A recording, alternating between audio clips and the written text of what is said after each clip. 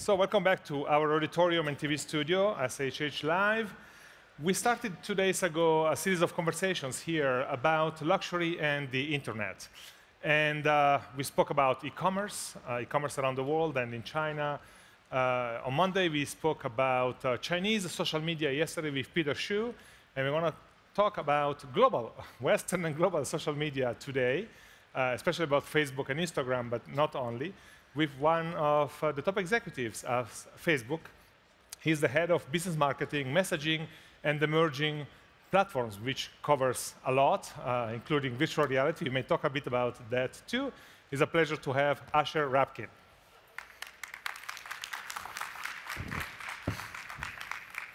Thank you. Welcome. Happy to be here. Asher, let's maybe start from 30,000 feet. Give us just your high-level view of luxury and social media. Well, first of all, thank you for coming. Happy to be here. This has got to be one of my favorite topics, so I appreciate you joining us. From a high level, when we think about luxury brands in general, so much, and this is something that we see in the social space a lot, is about storytelling. And the media right now is fascinating because it's not just, of course, storytelling from the perspective of the brand. We're seeing people who are wildly passionate tell stories in their own voice, which, of course, is sometimes scary, sometimes challenging, sometimes not always the most exciting thing to see, and sometimes absolutely exhilarating. So as we look at all these new technologies coming to bear, we have an incredible opportunity now to provide tools to not just brands, but also those who are passionate about it, to tell the story of the brand on behalf of their own passion. And that is super exciting. So the brands have been very hesitant to jump into the social media space, right? They've been observing for a long time and testing some very small localized things and so on. Now suddenly in the last, 2 years, 18 months, this is rush. Do you see any specific trend? Well, I think it's where the people are, and that's why. I mean, I think part of the reticence that happened in the beginning was so much of luxury has been linked into a very specific type of media, specific placements, and an approach. And this is not just unique to luxury. I mean, every industry has gone through this. But in the last few years, we've just seen such a massive explosion in usage. I mean, I'll give you just an example. If we look at this quantitatively, Messenger, which is one of the platforms I work on, 3 years ago had 700 million users. Now it has twice that, 1.4 billion monthly active users, and that's just in 2.5 years' time. So that's where people are, that's where people are interacting with friends, and that's where people are doing business. So I think there's an inevitability to it, and that's probably a large driver in adoption. We will look at the specific platforms, but give us just the figures. 1.4 billion for Messenger. What about Facebook, Instagram, WhatsApp? So when you look across the entire suite of products, Facebook, so that's inclusive of Facebook, Instagram, Messenger, WhatsApp, all together, it's 2.6 billion monthly active users. So if you put that in relation to people who have access to the internet, that's about 3.5 billion people. And if you put that in context with the world, which is 7.5 billion, we're about a third of the world's population. So all there. Of course, every platform has its own character. They're different in the way they allow the interaction, they allow the information to be displayed, etc. Right now, when you talk about luxury, Instagram seems to be the most powerful. Sure. I actually have a few examples here that we just let run on the background, but why is Instagram so powerful? Well, you're looking at it right here. I mean, Instagram is the definition of visual storytelling, right? You've got, on the left here, an example from IWC, sharing very rich video content. You've got Cartier telling a clear brand story. And of course, with JLC, you're seeing the operational value of Instagram, the ability to drive installs, the ability to drive directly to sales. But I think what's really cool about Instagram in general, and this probably is not a surprise to anyone in this room, because I imagine not just in the industry, but also watch fans explicitly, it's like this is where we go to be inspired. And inspiration often, ideally, leads to purchase. So there's a very natural link between I see this, I want to see more of it, I'm going to go down the rabbit hole of hashtags and friends and build my followers, and then from there, I'm probably going to want to make a purchase. So there's a very natural link there that we want to grow and that we want to encourage brands to take advantage of. I want to challenge you on that in a moment. Please. But while I show three other images, Instagram has just, we simplify it really down to the minimum. Instagram has two main versions. Let's say you have the standard feed and then you have stories. For the general public who is not really familiar with this, tell us the difference between the two. So I'll tell you the difference, but then I want to talk a little bit about why they're actually not that different. So you have Instagram, of course, which launched several years ago, just about sharing a steady feed of imagery. And if you go back in time and you say to someone, let's say 4 or 5 years ago, hey, did any of you guys use augmented reality? I guarantee you virtually nobody would say me. But the reality is Instagram was actually the gateway to augmentation. Because if anyone has ever put a filter on a photo or put a sticker on a photo or added information to that content, they have augmented reality. So when we think about the transition to stories, which is just moving video with those extra calories of augmentation, there's a very clear link there. I mean, really what Instagram allows people to do is share the world around them and then add their own touch to it and make it their own. So the link between video and stories or pardon me, video and classic feed is really not that different. It's just a new tool. It's another tool in the toolbox. But when it comes to a brand consciously designing something to use the tool, right now a lot of people are using stories for that. Yeah. Actually. What about Facebook and luxury? Many brands have built quite a presence there. We have some examples of that too. But the grammar here, of course, is different. Yeah. How? Well, Facebook is a much more robust platform in terms of its feature set than Instagram. You know, part of the beauty of Instagram is its simplicity. Facebook offers everything in the kitchen sink. And when we look at luxury in the context of Facebook, it's much more about community in I think, a more traditional digital way. So if you go back like 20 years in the watch world, you know, so many people were wildly passionate about inhabiting the forums. And the forums had a very, I think, clear transition. I mean, they're still there, of course, but there's still a large community of people that have, you know, 1 foot in the forums and 1 foot in Facebook groups, because those groups provide very clear, you know, simplistic tools to do everything from discuss to sell to trade, et cetera. So I think it helps serve the community, which is different than what we see on Instagram, which is much more about, I would argue, an emotional push, right? Like if I'm an individual, which I am, who's wildly passionate about watches, if I see something amazing, you know, here on the floor, it's going to go to Instagram because that allows that instant sharing and that, you know, just clear expression. Versus Facebook, where I'm probably going to be trying to drive discussion or commerce. So it's a slightly different space, even if they do overlap on the back end. Now we put them back, side by side, like I do in this next slide. This is IWC's campaign with Bradley Cooper on 2 different platforms, Facebook on the left, Instagram on the right. Clearly a very different approach for the same story. Right? So they're basically using the platform for their specific strength. So this is a little bit of a trap. Yes. Right? Because, you were setting me up? No. But think about it like this. If we think about Facebook and Instagram in the context of platforms, we're kind of putting one hand behind our backs. What we really want to think about these from an advertising standpoint is by audience.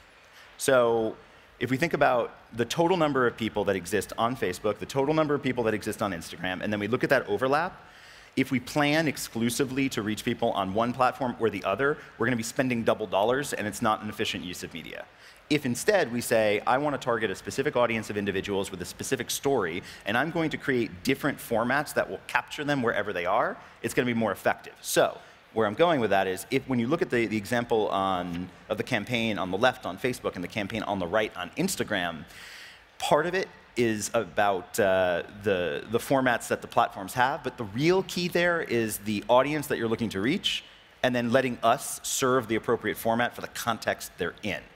That's going to help you tell the best story and help you spend your dollars most efficiently, and allow us to help choose the format that's going to work the best in the context that it's served. Okay. Now, luxury brands and watch brands in particular have crafted their image very, very carefully for a very long time. Right? Sure. Advertising campaigns, connection with the clients, design of the stores, packaging. It's some of the most sophisticated that you can see. And yet it doesn't really translate easily or automatically on social media. You need to kind of restart from scratch when you approach that. Yeah. Even if you have this whole sophisticated tradition and capacity, what's the right way to do that? So a couple years ago, when I started, was right around the time that Instagram was diving into advertising. No. And one of the things that we learned very early on, because our first assumption was that Instagram was going to be like the Vogue of the internet. You know, it was going to be the beautiful, glossy image, super, super like polished. And that was intimidating for a lot of people, luxury aside. What it turned out to be true is that more authentic content overperformed. So if I'm a baker and I take a gorgeous shot of my cake under perfect lights, it doesn't necessarily perform better than a really happy person with a slice of the cake eating it. So if you take the insight out of that, what it really is if you boil down to the core of what makes your brand, if you focus on the DNA of it, it'll come to life in different ways on different platforms. But if we try to take the paradigm of the previous technology, if we say like, you know, I used to be on the back cover of magazine X or Y, and I'm going to take that same creative and I'm going to just put it in Instagram because Instagram is such a high quality place, it may not perform as well because it's like you're speaking in a different language to a group of people that want to hear you speak naturally. And that's a miss. So I think that's where the dissonance came from. Okay.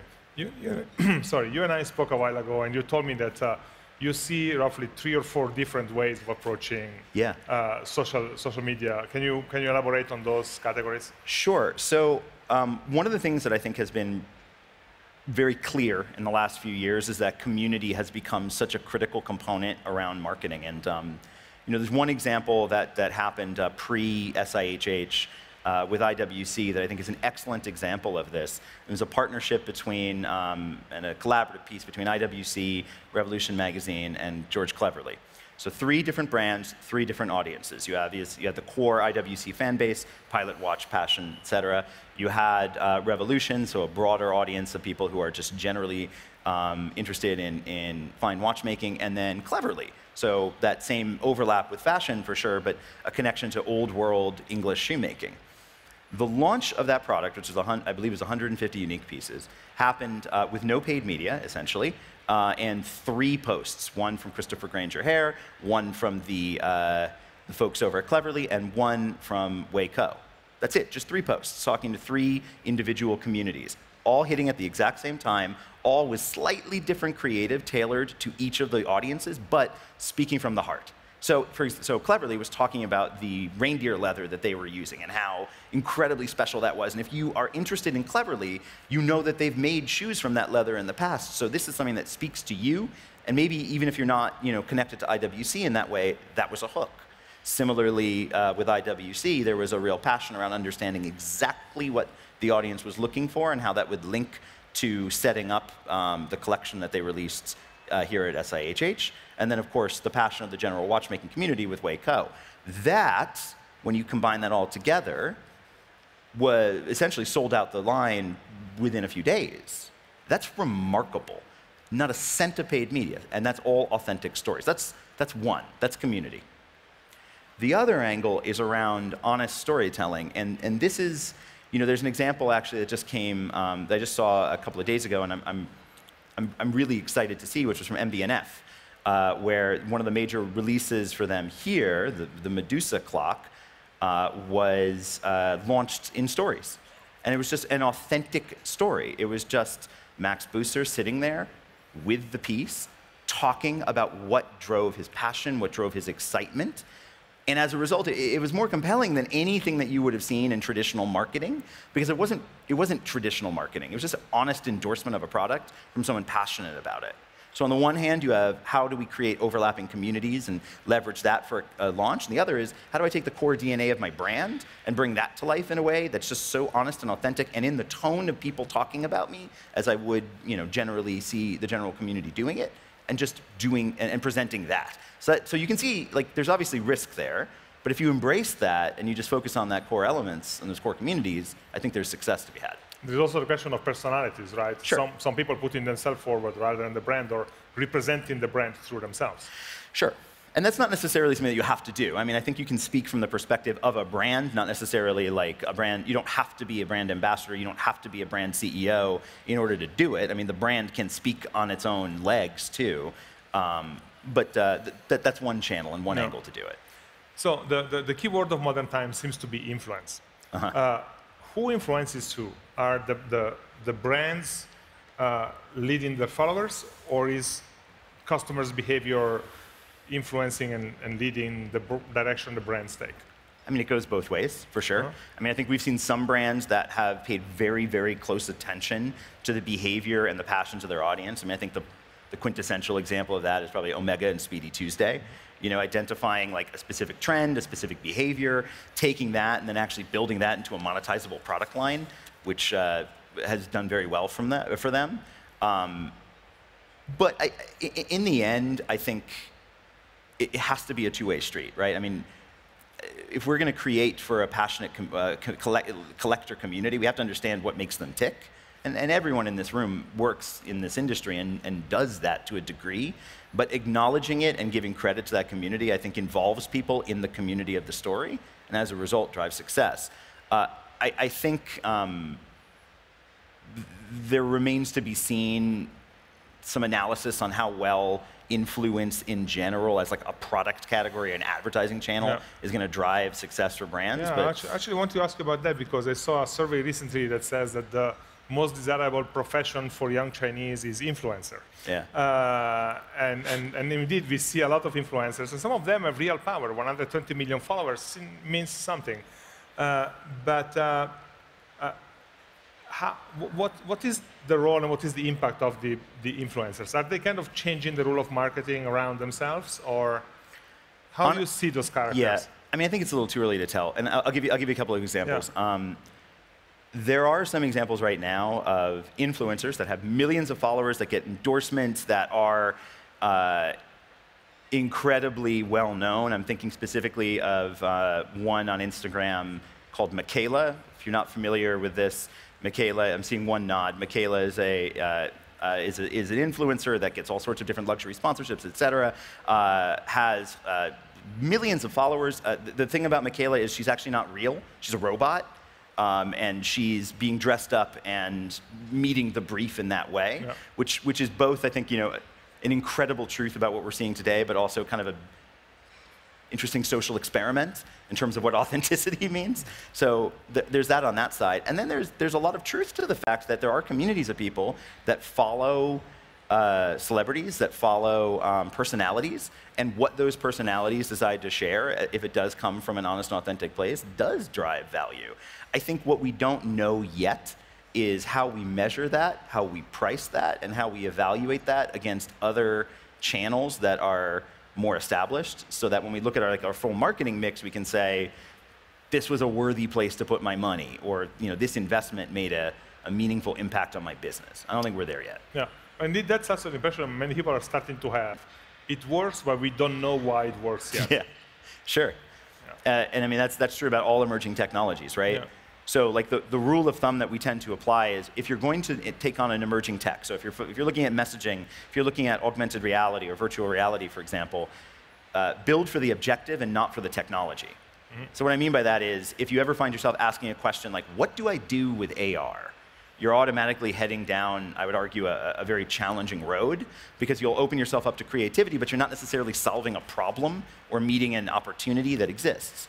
Alternatively, when we think about new technologies, if we're saying, I see an opportunity for e-commerce, and I'm making this up, but one of my roadblocks to e-commerce is being able to picture the piece on my wrist. I can't imagine myself wearing X, Y, or Z piece.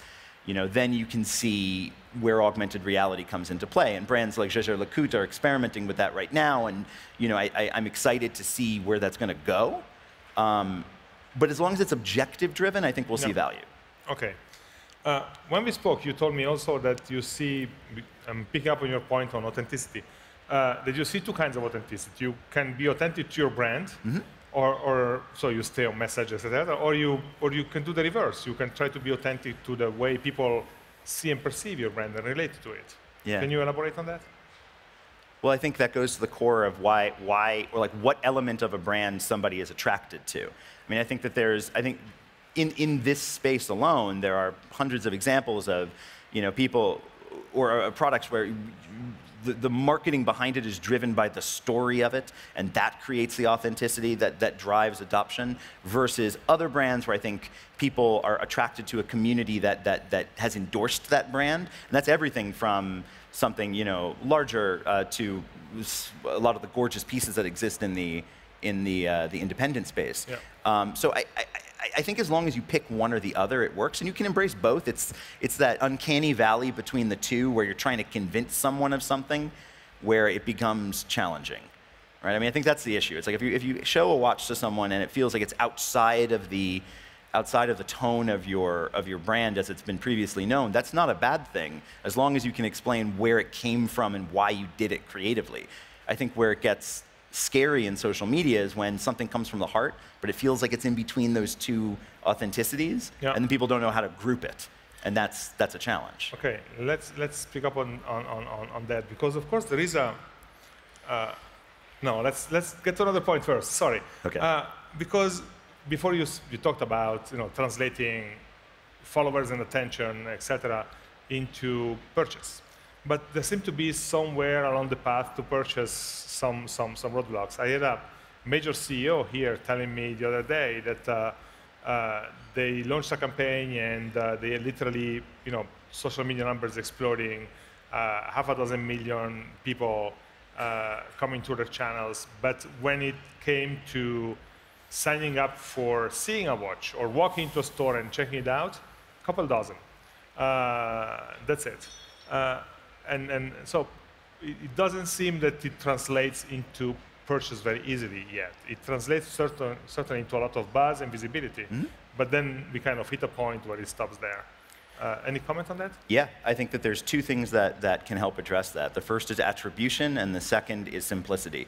So attribution says, okay, if my goal here is to do a brand campaign, so I'm going to be top of the funnel, I'm going to tell a good story, and I want that to ultimately convert into somebody coming into a boutique and considering a purchase, then you've got to make sure that you set up a measurement structure that's going to get you there. So one example of that is, if you're going to drive people into a boutique, then you need to have a digital system that's going to help you actually set up a time.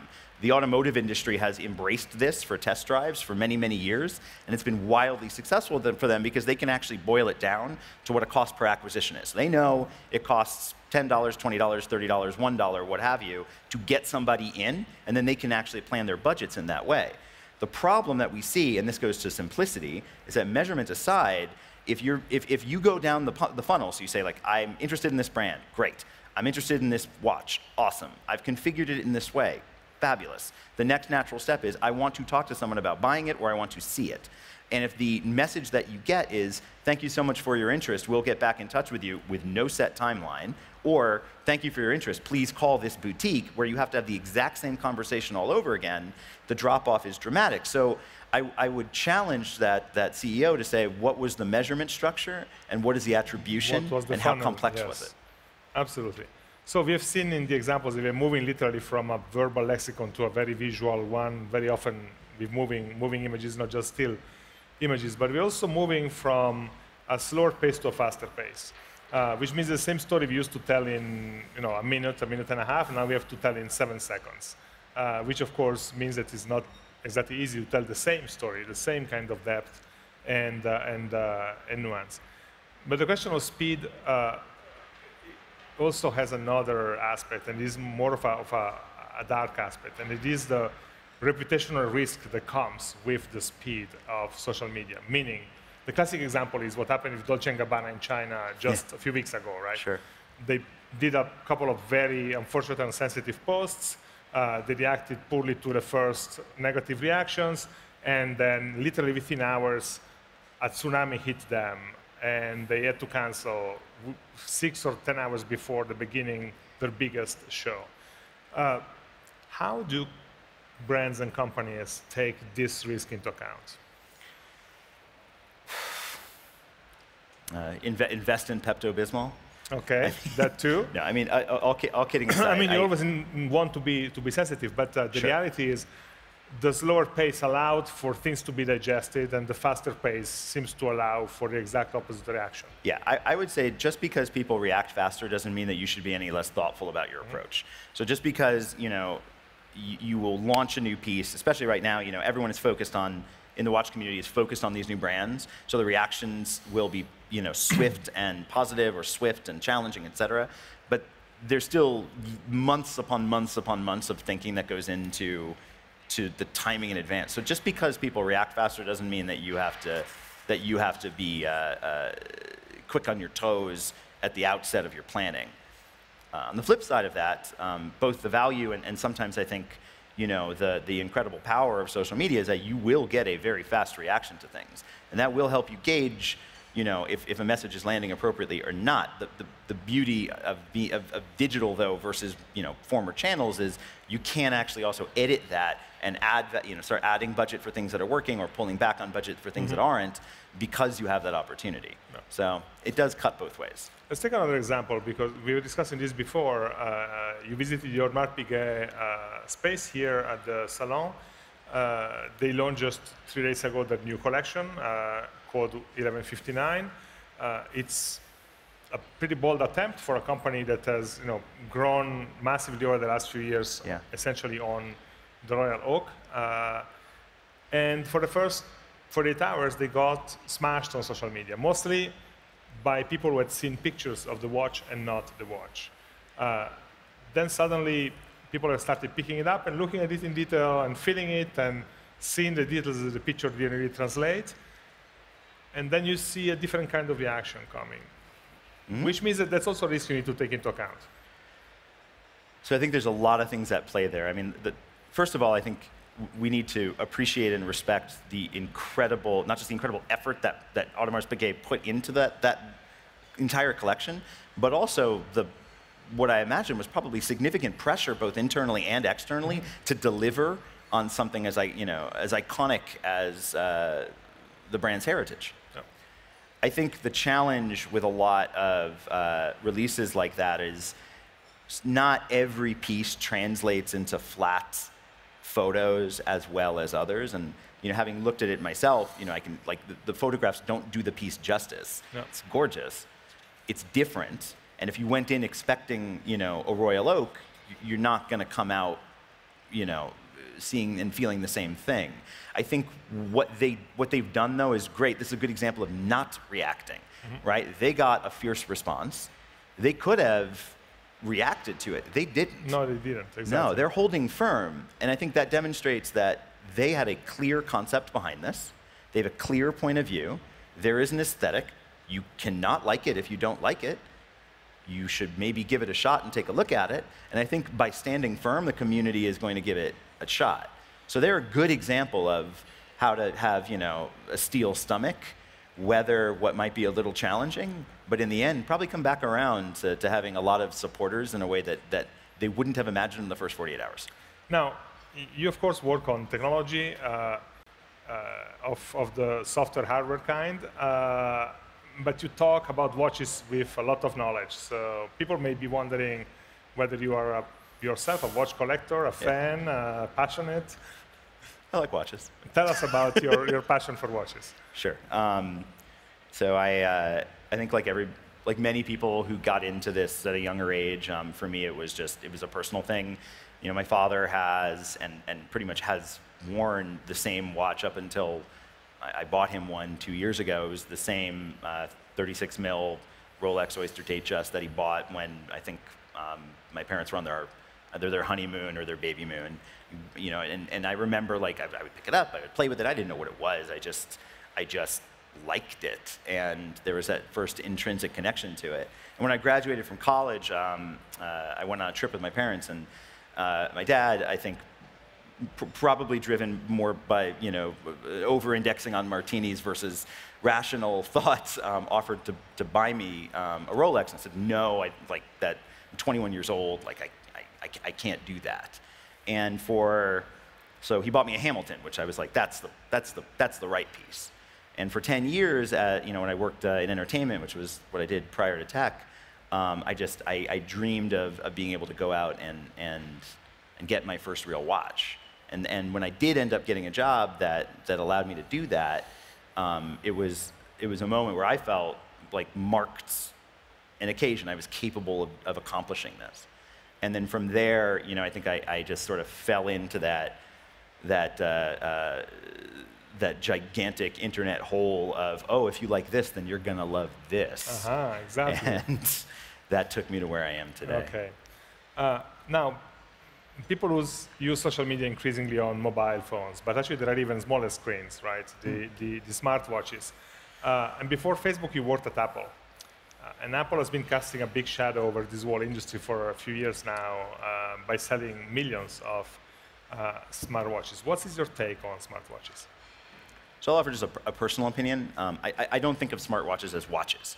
They're digital tools. They sit on our wrist. But I don't think about it in the same way, and I don't evaluate the value of them in the exact same way.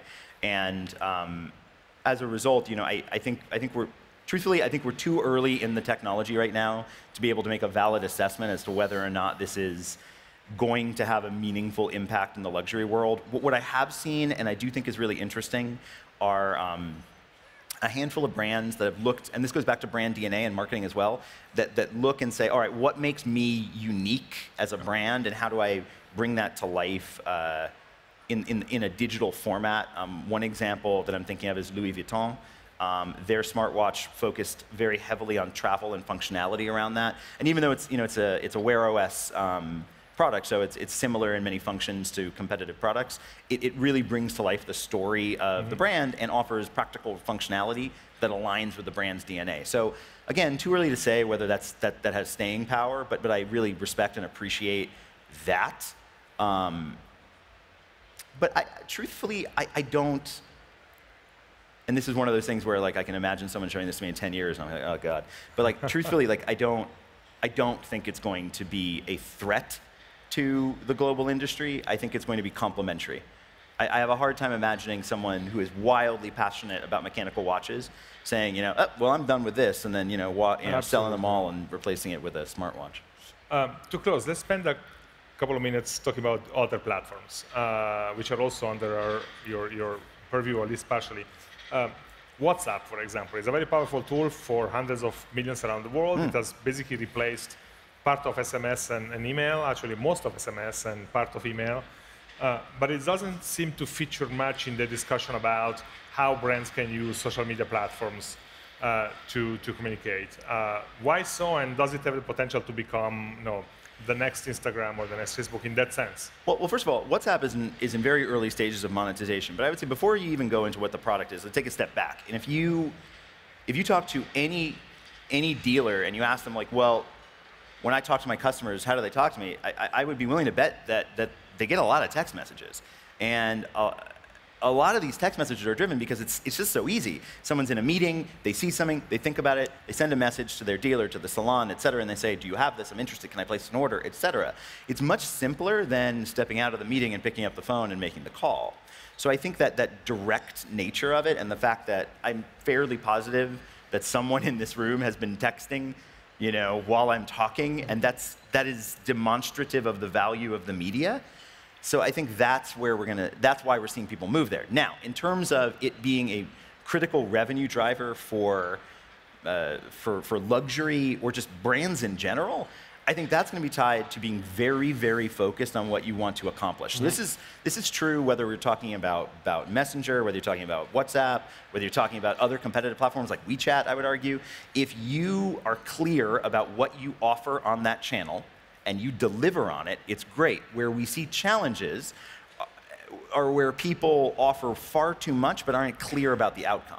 So for example, if I'm messaging a dealer and I say, hey man, I'm really interested in this piece. Can you help me out and let me know when it's available so I can get it? That's actually really clear because my objective is clear. I want to buy the watch. And ideally, what we want to be able to do is make that transaction, whatever that is, whether that's scheduling, whether that's literal fund transfer, what have you, as easy as possible. What a lot of brands, I think, have struggled with, and this is not unique to luxury, this is just generally true about the industry, is that they force themselves to have a conversation that may not be necessary. And as a result, this idea of conversational commerce overtakes the simplicity of somebody just wanting to complete something, and the value gets lost in the mix. There are also conversations that can be automated. And that's, for example, what happens partially on Messenger, for which I have a couple of screens. The platform allows for chatbots, essentially, to help in the conversation on customer service, on basic reactions on demands and or questions, etc. And it doesn't, I mean, so two things. It's not the only thing it does, but it allows for that. Yeah, and I think a couple things to take away is like automation is very, very good for certain things, and people are really good for certain things. And you know, you have to like take a step back and identify the tasks that can be automated. You know, one of my favorite examples of this is not from luxury. It's from aviation. They nailed one thing when it comes to automation, and we all use it, which is seat selection. Because I'm willing to bet that unless something really bad happened, it's probably been over 10 years since anyone has picked up the phone to actually choose a seat on an aircraft, because that's something that can be automated. However, there's always things that you need to call in about, and if you've ever called anyone that has a customer service line, whether it's luxury or cable company or a phone company or what have you, I can guarantee you, and tell me if anyone disagrees with this, that the companies that connect you directly and help you solve the problems are the ones that you have a lot more passion about. So that translates over here too. If you can automate something simple that's like, get me specific information about this brand, if it's possible for something to say, is something in stock, is the store open, all automatable. When it comes to actual consideration and discussion, people can tell when something isn't actually responding to them, and that's deeply frustrating. So I think we need to be careful about what we automate to solve problems and create opportunities that we know we can do. And then we need to be honest with ourselves about where we need real people. And even more so, we need to be honest about how long it's going to take us to respond. So one thing that I think we need to see improvement upon just in the industry in general is if you're going to take that question from someone, be clear about how long it's going to take to get back to you. IWC actually is just doing this now, where if you send them a message, they'll say, we'll get back to you in approximately X hours. Okay, that's fine, as long as you know that. And that's very different than sending a message and just sort of disappears into the ether. Yeah, sometime. Yeah, exactly. So the last part of your long job title says emerging platforms. That covers a lot, but especially virtual reality and augmented reality. A couple of years ago, there looked like there was a hot moment for those technologies, and then they kind of slowed down a little bit, possibly because the attention has been caught by artificial intelligence, etc. But what do you see as the potential for VR and AR in terms of luxury, in terms of watchmakers? Sure. So think of it like this. Arguably, there's three worlds that we inhabit now, right? There's the physical world, there's the augmented world, and there's the virtual world. And the space between the three is pretty thick right now. And the entry points into the augmented and certainly into the virtual are pretty limited. But they're all here, and people are in them. I think in order for us to see significant value, there's a technological gap and a hardware gap that has to close. I mean, part of the reason why I think there was so much excitement around AR and VR is that people see the creative opportunity, but then they get very frustrated because like 3 people do it. And all of the time and money that they invested seems to have not paid off. And that's just because the delta hasn't been closed yet to get us there. So the good news is that with augmented reality, we're seeing new entry points. It used to just be your phone. Like 98% of the entry points were your phone. Now we're seeing new entry points. So with Facebook, you see that through products like Portal. But outside of Facebook, automotive is a huge space for this. We start seeing heads-up displays in cars. That's augmented reality. That's another way in. So over time, as we get closer, as we get further away from having to hold our phones in front of us like this, and closer to AR just being in our, in our actual glasses, we're gonna start seeing more adoption, but it's still a couple of years away. VR is a fascinating space because part of the opportunity has also been the challenge, which is that the rules of the physical world don't apply to virtual reality. And if we apply them to virtual reality, things feel strange. So even if you're talking to the small group of people that have adopted, that are in, I see a lot of people taking the examples of the physical world and moving them into the virtual, which isn't taking actual advantage of what that space can do. So here's what I mean. Let's say, for example, you're a big box retailer, and you have a challenge, and the challenge is that people get frustrated because they show up and the shelves are not always as well stocked as you want them to be. If your solution to that is to create a virtual store where you go down a virtual aisle and you take a virtual box and you wait in a virtual line, you pay with a virtual credit card, you're completely missing the point of what VR can do. Because in VR, the rules of space and time and physics don't apply. You can will anything into existence. So if you take that and you move it over to the opportunity of what we were talking about earlier about authenticity and brand storytelling, you can take the core of what makes someone so passionate about your brand. So that could be the artisanship that goes into its construction. That could be its heritage. That could be anything in between. And you can put someone in that and have them truly have the experience. So you've got some brands that are doing that in the real world right now, right? Panerai is doing that right now by offering an experience tied to a watch. Other brands are as well. But you could make that more dispersed and more widely available as virtual reality becomes more plausible, so that just by being an owner or just by being part of a group, you have access to all these amazing new worlds. So it's not just tied to going into a virtual watch shop and buying a virtual watch. That's probably not it.